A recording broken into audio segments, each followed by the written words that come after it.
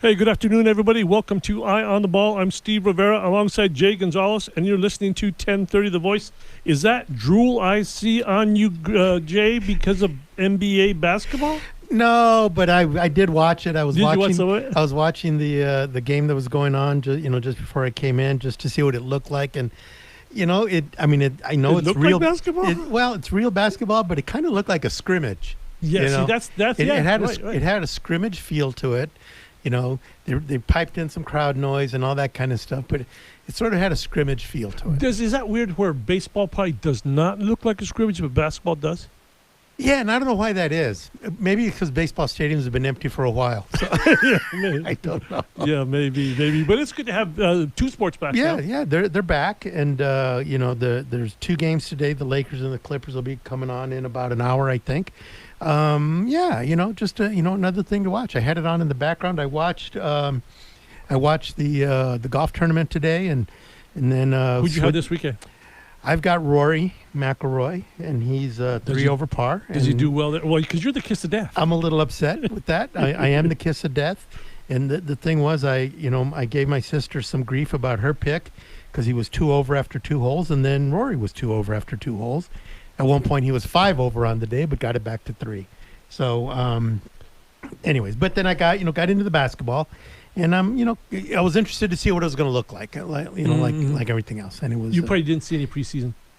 I don't watch any of the preseason. That's right, because games. it looked Yeah. exactly like that. But this, I mean, it still had a scrimmage feel to it, but almost like an NBA All-Star game feel to it. And I don't know what the intensity level or whatever, but I don't know. Maybe if you watch some more, maybe you get some teams that are a little more uncertain about being in the playoffs. I don't know. Right. We'll say some people are thinking that some guys will not go as hard as they would normally, given the situation. And you know this. We've talked about this maybe a week or so ago when we watch games and things like that. It's emotion plays a huge factor in everything. It's not about who the best players are, because sometimes they just don't show up. Right. Sometimes that happens. And if they're not emotionally ready or don't give a darn, Right. they don't play. Right. And that was that comes, I think, more into play at the college level where correct. where the players are kind of immature, still growing up, Mhm. and maybe don't bring it game to game. What was the adage from Dick Tomey? He said, anybody who bets on college sports is out of their mind. Because they're 19, 'Cause 20 they're years. 19 years. 20 years. Anybody who bets on 18 and 19-year-old guys is just out of their minds. And Right. I'm pretty much out of my mind. That's why you're doing this show, man. That's why you're Exactly. doing this show. So a lot of things going on in college basketball. Today's guest is George Arias, local Right. major league player, now a big-time club guy. Yeah, he's a youth coach, and he's trying to create opportunities for youth baseball players. But made his way up through the ranks, Pueblo High School, Pima College, U of A, got to the major leagues. So clearly a guy who's seen it all. Mhm. And now he's been running a baseball academy and trying to get opportunities for kids to maybe get college scholarships and stuff like that. So he's a good story. Yeah, we'll get to him after the first break, and we'll talk a little bit now about college football. All the other conferences are kind of following suit with the Pac-12 and other conferences. Right. It seems that people are the conferences are settling in to basically play within their conferences. Right. The ACC came out on Wednesday and said they wanted an 11-game schedule, 10 games within the conference, and then leave it open to play a non-conference game. And what they were targeting was those rivalry games they have with SEC teams: Georgia Tech, Kentucky, Louisville, Right. Florida State, and South Carolina and Clemson. Well, the SEC came out today and said, we're only playing in our conference, which, I'm one of those people who's been incredibly critical of the SEC for having 14 teams in their league and only playing 8 conference games when everybody else plays 9. And so they get an extra gimme game a year, and consequently they've got a team in the national championship every year. Mm-hmm. I'm hoping by playing 10 conference games that when the time comes to go kind of back to normal, instead of backing it back down to 8, they'll do what everybody else is doing and stay at 9. Oh, yeah, we talked about this a little yesterday. I think this situation that we're going through will set the stage for other similar things. You know what I'm saying? It'll It'll kind of reset everything. Recalibrate it, yeah. People kind of, your teams will kind of go sort of look at what they've done during this time and say, well, that wasn't so bad. Yeah, right. I really do hope that happens. I'd like to see 10 conference games. And 12 total games, maybe? Right, 12 total. Go schedule 2 non-conference games, right? Schedule a hard one and an easy one. Right. And we're going to see, and we talked about this yesterday, I think that we're going to see the regional play will come into play because of the expenses. Right. But again, it looks like all the conferences are settling into conference only. The question is, what's the Big 12 going to do? Because the Big 12 has got 10 teams. That means unless you double up and play somebody twice, you've only got 9 conference games. So, maybe they'll go off and play Kent State or a group of 5 game and their 9 conference games. But it looks like they're all pretty much staying within their conferences. I think, as we talked to Dave Hickey last week about it, it's about, being regional and then about controlling the testing and the travel and all that stuff. And in about 24 hours from now, we should have some of the schedules out to talk about that, Arizona specifically. Right. The Pac-12 should. There's a conference call or whatever, a conference of the presidents, and they're supposed to be voting on the schedule. So I'm hoping that by our show tomorrow, we have a good sense of what the schedule is. The information has gotten out. John Wilner reported last week that the conference schedule or the league schedule will start on September 19th. The SEC announced today that their schedule is going to start on the 26th. What's the difference? Just because that's just what they're the when SEC? they chose. Yeah, because they do. Everybody's doing what they want to do. And I was listening to a podcast with some national writers on the way in, and they were just kind of talking about that, how you really truly have different leagues just doing their own thing. There's no cohesiveness to it whatsoever. And they, in the end, it's fine. That's fine. Right. Because it wouldn't be fine if you were trying to play outside of conference. So that if, for instance, the Big 12 was trying to start right now, and they're going to start, some of their teams are going to start camp tomorrow. And if they're getting ready right now versus a league that's not going to start for another 3 weeks, they've got an advantage. If you're just playing within your league and everybody's starting at the same time, then it really doesn't matter. By the time you get to the end of the season, everybody's got their season in, and now bowl games and playoffs and all that kind of stuff are all kind of the same. Right. We had talked about, too, maybe last week, about how the NCAA has kind of almost stayed out of the way because they know they have not so much control, but they'll let the individual schools and the conferences deal with what they have to deal with. Well, the conferences just said, we're not talking to you guys. Stay out of the way. Just stay out of our way. Right. And let us do this. Which is okay, yeah. Yeah, I mean, and people have been critical of the NCAA for that, but, I, for one, feel like this is being handled as best as it could be handled. I like the fact that the Pac-12 is deciding what's best for the Pac-12. And it should be like that across the board because, again, there's a lot at stake here in terms of the programs, the money, right. the players themselves, the coaches. And, what's going on in California is different from what's going on in Florida. And so I think it's better that people are in charge within their area. If you had the NCAA trying to dictate nationally and trying to put a blanket over all of it, I just don't think that would work. Yeah, the blanket would probably be soggy in some places and not soggy in other places. I'm not sure what you mean by that, but I'll go with it. Let's take a quick break here. Come back with George Arias on the other side.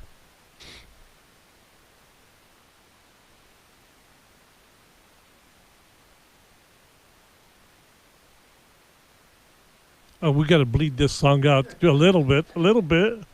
Summertime. Did you have a hard time touching that handle to get in this building? 120 degrees. God, yeah. I mean, I got burns on my hand. It was summertime. Yeah. This is like the death of summertime. Yeah, crazy time. It's just everything is hot when you go outside. Look at this. Fires in the hills. No rain for months. Well, they got the fire out, so we're happy with that. But yeah, I had to go skim my pool yesterday, and I picked up the pole, and I had to throw it into the pool so that I could use it. Right, no, I get that. I was holding the water, and it was like hot. Holy crap. So George Arias, we're trying to track him down. He might be hitting a single up the middle. We have to find him on the court. I think he's getting ready to go to Atlanta here next day or so. He told me that he was getting ready, but he'd be able to be with us. Well, I'm interested to talk to George because, My son went through and played high school baseball and did a couple of those, did a showcase and, just going through that experience. I thought, even though, Adam didn't go play college baseball, but I thought he experienced a lot of great things with that. And I think it really did make him, just a better all around person, I guess, if that's the best way to put it. Because, he was always competing, practicing, working hard, the grind of, he worked with a baseball academy that, was a 45-minute drive to go play, with those guys over at, over by Sporting Chance. Oh, yeah. There's some baseball fields in that area. Yeah. We live on the other side of town and, to go on a Sunday and play baseball all day. But I just really felt it helped him kind of grow. And I think that sounds like that's exactly what George is trying to do with, with the kids that he has in his academy. So you did that with Adam and probably some of the girls with softball. I did. I did it with the softball, with the soccer boys, my boys. Do you miss those days? Yeah. When those were the good old days. I had 3 kids playing sports at the same time. Yeah, you don't miss those days. And those things were hard. We talked about them with, I can't remember, Julie. Rosie. Yeah. And, the grind of trying to go from one place to another, to another, to another. But when it was all done, I did miss, going to those games and being there and seeing them compete. And, we did baseball with Adam. We did softball with my daughter, Alana. She played some club ball. We went to tournaments mostly within the state. And then Rachel did volleyball and, getting up at 5 o'clock in the morning to be in the Phoenix area for a volleyball tournament and getting home at 2 o'clock in the morning, and stuff like that. So, but I wouldn't have traded anything for it, but I always try to keep it in perspective for them in terms of, in the end, you're just trying to compete, and if something results as it comes up from this, great. My daughter Alana did play 1 year of college softball at a small Division III school, Scripps College in Southern California, and she liked it. She did. She didn't play much. She was a pitcher and she pitched in 1 game, and it was hard for her because she was going to practice every day and not playing much. But she had a good time. Great. No, it's beneficial. The kids did it. My kids did the same thing, just in soccer. Hey, now on the phone we have George Arias. George, how are you? Good. How are you doing, my man? Good to hear from you. I know you're going to be on the road here in a day or so. Congratulations on your success with the kids. Thank you. It's definitely a blessing to watch these kids grow up and become young fine men. Well, George, this is Jay Gonzales. We were just talking about that because, my son did some club baseball. But, to me, the goal was always to have them, grow up in this and not, I don't know, keep it in perspective. And it seems like that's what you're trying to do with these guys. Well, baseball is definitely an avenue to teach kids life skills and core values. And that's the way it should be. All sports should be that way. And that's what we try to do. We try to take the intricacies of the game and teach these kids how to see the game from winning the game, how to take the failure aspect and how it reveals their character, and that allows us to build character. So we try to take a lot of the things that the game has to offer and really shape these kids into becoming young fine men. So tell us what you're going to be doing in Atlanta. How many kids? How did this happen? PBR is a big organization across the country. This is an individual showcase where kids go try out in their respective states, and they take the best, 15, 20 kids to represent Arizona. And I happen to have a good group of young men on one team, and they're all juniors this year. And frankly, there's probably 2 more that could have made this team, to be honest. But we are blessed to have 8 kids make it and represent Arizona. And the goal when you take them is to get them some visibility, right? And we're trying to get them, opportunities, college scholarships, that kind of stuff, I presume. Right. Everything we do is to train and get these kids to that next level. So the tournaments that we play in is to be in front of college coaches. This event, last year I took my son, and there was over 200 college scouts here. And it's a great opportunity because all the kids that play in this, like Team Arizona, Team Washington and California, Florida, and so forth and so on, they're all uncommitted players. So that's why it's such a big event for scouts to go. Unfortunate this year, obviously scouts can't go. So, but what they're going to be doing is they're going to be streaming. So I would imagine there'll be many, many more scouts on this streamline to watch all these players perform. One of them happens to be your son, who plays shortstop for the Tucson High. Correct. He happens to be one of them. So, how do you separate yourself as in between, being the coach and being the dad and, and all that type of stuff? And then second, are these guys, do they understand your background and what you came up through, high school, junior college, and then ultimately getting to the pros? I mean, are they curious about that? Yeah. Well, first and foremost, sometimes it's difficult to coach your own kid because they always look at you as father. Yeah, yes, Dad. I know. But I take that as a challenge, and I challenge every dad out there that's trying to coach their kid is how to get their kids to understand on the field that you're a coach and off the field you're dad. And you got to be able to separate the two. And sometimes it's very difficult for kids to understand that. But you got to really be on your toes as a coach to really stress that and treat them the same as all the other players. Sit them when they need to be seated. Take them out of the game so other people can play, so they can understand what it feels like to be a great teammate, so forth and so on. It's tough, but it's fun. Definitely fun. I wouldn't change it for the world. I've been able to train 2 kids up in baseball, and it's been a blast. But getting them to see, I think about 10 years ago, players wanted to play Major League Baseball. That was their mindset. And we've always heard that everybody wants to be in the big leagues. But I think the mind has shifted somewhat to everybody wants to play college now. So that's why everybody's really training hard and playing in these tournaments so they can get looked at to get their school paid for. And I always mention to my kids that we're going to train you to get to that next level. So, and it doesn't necessarily have to be a Division I school. It could be a JUCO, a junior college. What I don't understand, and I try to stress to my players, is you might be good enough to play at D1, but you're playing with kids that are 2-3 years older than you. You might not start your first year.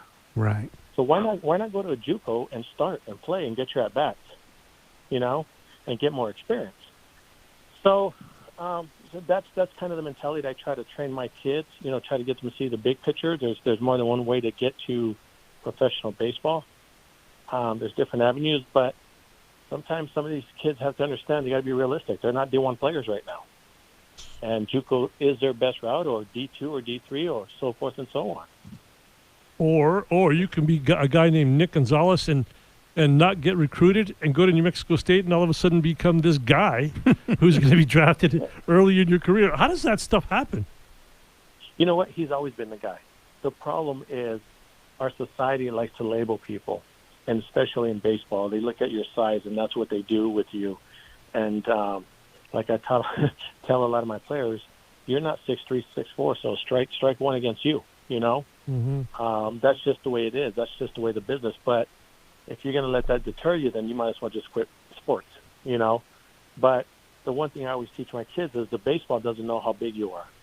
It doesn't know how big your heart is. So you go out there and you play, and you go out there and play to the best of your ability, and you keep training, and you train your mindset, and you keep working hard, and you be committed and persistent, and all those sacrifices that you're making will soon pay off because it's going to carry over to life. And, a lot of these kids are starting to understand that. And the thing is really getting parents on board. Because kids, good luck with that. Good luck. Yeah. Well, with my background, I have a little more credibility than a lot of other coaches. So parents are trusting me, but sometimes they have a hard time when their kid's not a starter. Right. And my message to them is, just because your kid's not a starter doesn't mean he doesn't have any self-worth. Right. He's important to the team. So I try to get them to understand, if you want to be a starter, work at it. You got to show me that you're going to be a guy that's going to come on and be reliable. So Go ahead. No. So, George, we're going to take a quick break here. We want to come back and kind of do some reminiscing with you, talk about your local baseball league times and your U of A times and pro times. We'll come right back. Hey, welcome back to Eye on the Ball here on 1030 The Voice. I'm Steve Rivera alongside Jay Gonzales. And on the phone, we have George Arias, former U of A standout, pro major leaguer. So, George, you're talking about kids now aspiring to get to college to play ball, not so much the major leagues. What did George Arias aspire to be when he was a kid and maybe at Pueblo and maybe the JC level in Arizona? Growing up, all I wanted to do was play in the major leagues. My dad passed away when I was 11 years old, and he's the one that introduced me to baseball. What I used to do as a kid is I used to put a picture of my father in my hat, and at every game, anthem or in high school, I would look at his hat and just kind of make a promise, say, I'm going to get to the big leagues, Dad, and it just kind of it inspired me and motivated me to make, right choices and kind of sacrifices, not do some of the things that other guys were doing, and that kind of helped me and motivated me to stay on path. Well, you took the junior college route, so you're talking about that a second ago.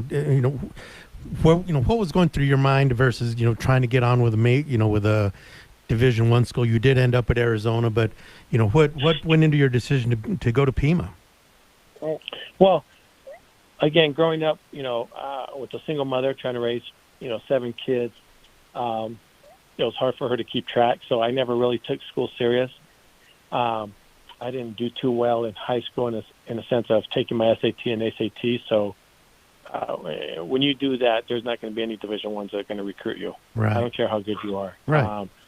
And I just barely had the grades to pass. So I went the Pima route.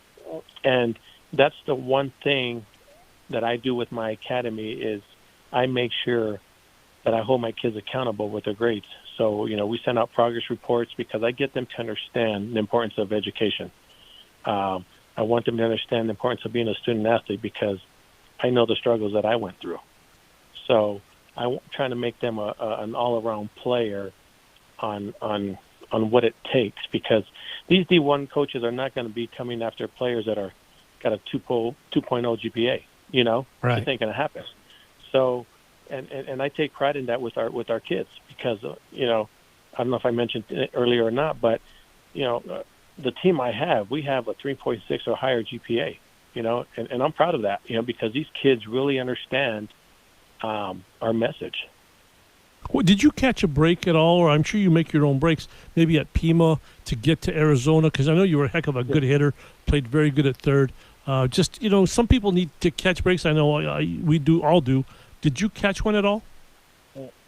I did catch a break in a sense of, I got drafted my freshman year. In college, again, my mindset was to play pro ball. Getting drafted in the 21st round my freshman year, they didn't offer me much. So I went back my sophomore year. Again, I got drafted my sophomore year. The offer that they gave me was pretty much a slap in my face. And the reason they came at me with a low offer was because I didn't do too well in school.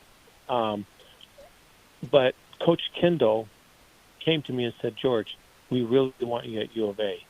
But the only way you can come and play for us at U of A is that you got to graduate at Pima. And what that did for me, it gave me some hope. I had to go to summer school in the summer of '92, taking 15 units. I had to go to summer school for 9 hours a day for 6 weeks. And I had to do that because I had to graduate. And you're amazed what you can do when you apply yourself, Right. And I did. I passed all my classes with flying colors, and I went to U of A, and I think the break that you catch is having people instill hope in you. If you give somebody hope, it goes a long way. And that's one of the things I try to do with these kids is I try to get them to believe that they do have worth, that they do have self-worth, and that they can do it and they can make it, so just because all of this is a reflection of me growing up. Well, and then you got your year in at the U of A, and then you got drafted well enough to obviously sign and go. So, when you've had that realization, I'm going to go play pro baseball. What was that like for you? I mean, so many people who have the dream and don't quite get there. I mean, what was that like for you? Yeah, don't get me wrong. It's exciting. It really is exciting. You're like, I made it to pro ball, but what people don't realize, the road to get to the big leagues, it's tough. Yeah. I mean, my first year after U of A, I went to spring training in Phoenix for a week or two, and then they sent me out to Cedar Rapids, Iowa. I had a room up with 5 people, where you get paid $850 a month. So it's minor leagues is very, very tough. I've run into a lot of guys that were way better than me that didn't make it. Just bad choices that they made. So the road is hard. There's a lot of things that go on that can stray you away from the game. So when parents tell me, "Oh, I want my kids to play in the big leagues," inside of me says, "Are you sure?" Well, when you it's just the facts. I mean, it's just hard. But again, it can be a game you love. I mean, if you love to play the game, the one thing I always try to teach my players is the why. Why do you play the game? Because you're going to come at some point in your life in a game where you're going to struggle, and you're going to feel like you're worthless and you can't play, and nobody likes you. If you love the game that much, you're going to find a way to get through it, and those times are tough. For an example, I've always done well hitting, high school, college, minor leagues, and I got to the big leagues my first year, and I struggled. Man, it hit me hard. I thought the world was going to end. So that's the one thing I really try to do with my kids, is really get them to understand the why. Why do you play this game? Because if you really love this game, you're going to go out there and you're going to put the time, and you're going to be committed and do the things that you have to do to get better. So when you got to the big leagues, what did you tell your dad's picture? What did I tell it? Yeah, what did you say to it? Because that was your thing. That was, you kept telling him, as a kid, I'm going to make it. It's rewarding. I mean, you've been inspired your whole life. Something motivating you, and truth be told, as you get older, pitchers start to fade away and whatnot, but it was still rewarding because I knew why I was playing this game. And you start getting there and you start playing. It's rewarding when you can understand that if you can go out there and play this game of baseball and treat it as a game and have fun, even though it's a job, inside of you has to treat it like it's a game, because if it's a job, you're going to worry about the paper. What are they writing about you? Are they going to send me down to the minor leagues? Am I going to get released? Are they talking about me? The owner doesn't like me. You start getting into all of that. It just takes the fun away, and you can't perform. And that's in any job, When you see the kids now, can you compare them to you as you were coming up? How are they the same? How are they different? I mean, from where I sit, I went through the club baseball, club softball, club volleyball thing, Yep. and I'll just say the parents were the worst. But and I tried really hard not to be one of those parents. But when you see the kids themselves, how do they compare to what your mindset was back when you were making your way through? Well, I wonder. I think it's harder now for these kids because parents get more involved. My dad being gone, I don't know, would I be still talking to you guys today if my dad was still around? I don't know. But what I do know is parents make it really, really hard for these kids now. And every year I tell the parents, and I give them this, I read this thing in a paper, and Steve, I don't know if I shared it with you before, but, they interviewed 100 collegiate scholar athletes, and they asked them, what was the worst time growing up? And they said when my parents came to the game. Mm-hmm. Oh, I'm sorry. Mm-hmm. No. I'm sorry. They said the ride home from the game with my Yeah, parents. yeah. That Right? makes total sense. So, yeah, it makes sense because the parents just beat up their kids on the way home, Right. And the other question they asked them was, well, what was the best time? They said, well, when my grandparents came, because all they said was, I love to watch you play. Right. That's a good point. So when you stress this to the parents, and I tell the parents, I tell them, I say, if it doesn't hit you in the gut, something's wrong. So you have to understand that on the way home, kids don't care. They want to be kids. Yeah. Right. But we just have to get them to understand that on the field, we're going to go have fun, put all the work that you've done into it, and now it's your time. And they only have, and that they only have one coach, not their parents coaching, and not everybody else telling them what to do. Yeah. Yeah. It's very difficult. I mean, when I had my academy at 11 teams, I told the parents, I asked them, do you know what the number one fear these kids have? It's not fear of failure in baseball. It's fear of letting their parents down. And I tell them, you guys have to understand that. They're out there, and they want to just get loved by you guys. But when you guys come home and beat them up, it takes the fun away from it. Mm-hmm. And as a matter of fact, you guys are hindering their performance and their potential. It's just it's just sad, but it's true. And the parents are probably in denial of that. Well, I think a lot of parents will agree, but then they don't know how to exercise it, right? Right. So, and they're like, yeah, you're right, but again, then they go and do it. So I think we have to educate the parents as well and try to get them to understand.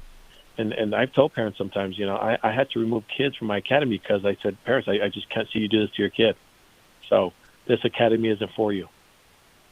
That's a great approach. I mean, there's just not enough of that, and it's great to hear that that's that's a big part of it, because I agree with you. I don't know. I coached my son in high school. I don't know what he thought of that. I think he'll probably tell you that he got treated worse because of who he was, not better. But I think he had fun. But let me put it this way: we never have a conversation where he says, "Dad, I hated you as my coach."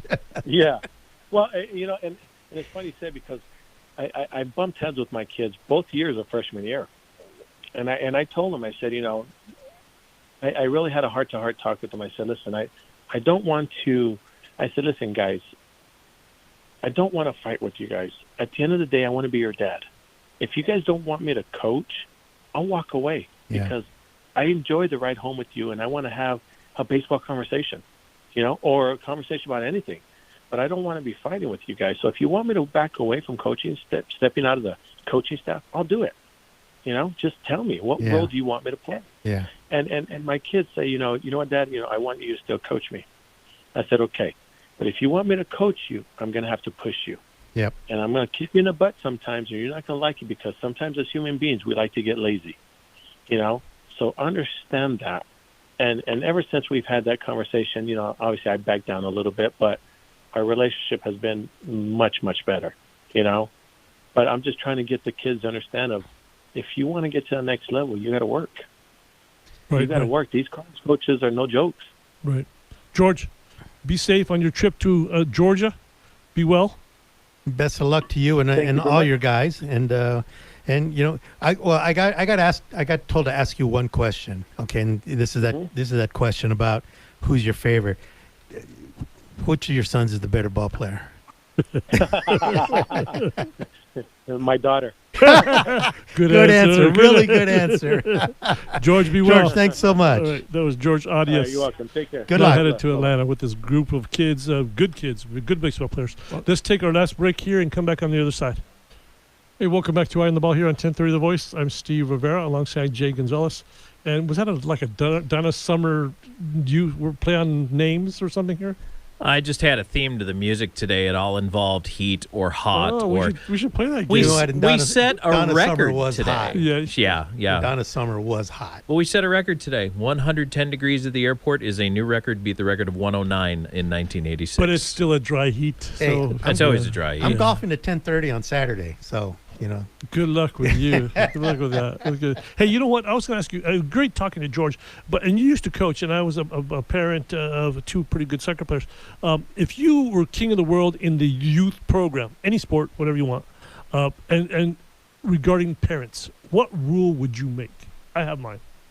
I would probably, if you come to a game, you just shut the hell up. Yeah, that's not going to work, but that's a rule. But that's the number one problem. Yeah. No, I did have a rule. My rule with parents was, don't talk to me about your kids' playing time. Oh, I think you. Yeah. Plain and simple. I don't want to hear about your kids' playing time. Every kid's got an equal shot. You're just going to have to trust me on that. Don't come and complain to me that your kid's not playing enough. Well, there was one who said, "Don't play him there." Well, yeah, there was that. But it's like, when you're talking little league, it's kind of like everybody plays. But I coached my son in high school. I was an assistant coach for 2 years. Then I was the head coach for 2 years at St. Gregory, and then I was an assistant softball coach with my daughter, playing softball. And so I thought we had a great time. Both. Yeah, with both of them. I don't think they'll tell you any different, really. There was the time that, my son Adam, his senior year, he pitched. We had a doubleheader, so we were a little short on pitchers, so he threw 166 pitches in a game. And then he had to play shortstop in the second game. Uh-huh. But, things like that we talk about that were fun. But I don't think we ever had any kind of a big disagreement or anything like that about, him as a ball player for me. So what about because you had both, a boy and a girl playing? Worst parents, the girls' softball team or just what I'm saying? I don't want to.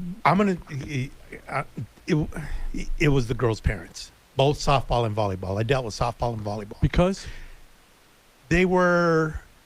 I'm going to say a really sexist thing. I don't think moms are very realistic about the realities of what it takes to be a college athlete. So it was more moms than dads. Yeah. The very first club tournament that my daughter played in, we went to a tournament in Prescott. And, we were several games into it. I had seen a bunch of games and stuff like that. And, 2 rows behind me, there were 2 moms talking about whether or not their girls were going to play at ASU or Arizona. How old were they? They were juniors in high school. Okay. And my daughter was a senior, so it was juniors and seniors. And I wanted to turn around and tell them, ma'am, I've been here for 2 days. I haven't seen one player on any team that could play at Arizona or ASU, so you need to shake yourself. Right. That's unrealistic expectations. And the same thing of volleyball. Yeah. We're, for softball and volleyball, we're in the Pac-12 footprint. The Pac-12 is probably the best league in both sports. Right.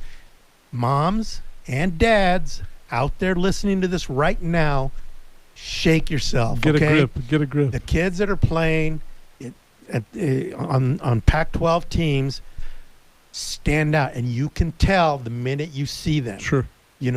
Yes, some of them work hard and they get better and they make it, but your kid has to have a special natural talent to be able to play. In addition to doing the work to play at that level. Right. I'd seriously, that conversation just cracked me up so bad. I'm like, I want to say, which daughters are yours? Because you know what? I can't tell. And if I can't tell them above the others, they're not going to either of those schools. I know, Tom, you have something probably to say, but let me say something real quick. So if I were the king of the castle here if I had enough of the parents, I would say, okay, guys, you're not allowed to come to the games. You're going to get a videotape of the game. And if you want to watch it this way, this is how you're going to watch the kids, because there's no other way. You're not going to coach them on the sidelines. Yeah. You're not going to talk.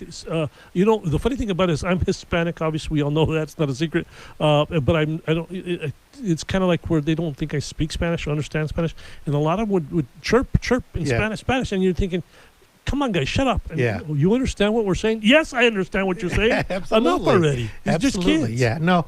And I fortunately was involved with teams that didn't, at St. Gregory, we were a small school. Mm-hmm. So it was like a lot of people everybody who came out for the team made the team. So, we didn't have a ton of that. It was in the, in the club, in the club circuit, whether it was baseball with Adam, not so much. He played some fall baseball. He did some club ball. got into soccer his last 2 years of high school and really he played varsity baseball, played soccer, played basketball, the whole bit. But we did the club thing for volleyball and softball, and that was just nuts. My wife reminded me we went through cheer as well. Oh, yeah. That's probably cutthroat. They make movies from that stuff. Come on, you know that. Oh man, Tom. Yeah, I actually wanted to second what Jay is saying, and this is from a player's perspective. When I was playing high school hockey in Buffalo, which matters, the moms were the worst. The dads, a lot of them would kind of clump together with their cup of coffee and occasionally yell things. So one team dad might be a bad actor, but holy cow, the mothers. They were by far the loudest, the worst, and the language and the most was emotional. Crazy. Oh, for sure. And it was the kids who were embarrassed by their parents for the most part on my team in the locker room, and we'd talk about it after the game. It was by the moms. Yeah. And it's sad. But there were kids on that team who wish their mothers never went to the games because they embarrassed them. It's not good. Yeah.